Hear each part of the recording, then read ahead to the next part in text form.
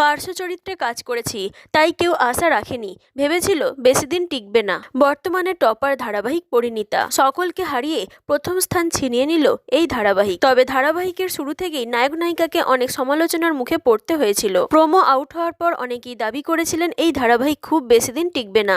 বাংলার টপার হতেই নিজের অভিজ্ঞতা নিয়ে মুখ খুললেন ধারাবাহিকের নায়ক রায়ান ওরফে অভিনেতা উদয় প্রতাপ সিং।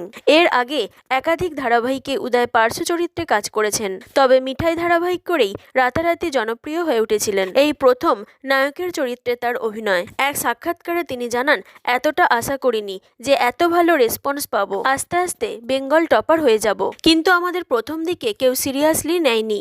নায়িকা নতুন, আমি এতদিন ধরে পার্শ্ব চরিত্রে কাজ করেছি, তাই আমাদের থেকে কেউ বিশেষ আশা রাখেনি। উদয়ের মতে, গল্প ভালো না হলে যত বড়ই তারকাকে নাও কিছুই চলবে না, তাই পর্দার পিছনে যারা কাজ করে তারাও খুব জরুরি।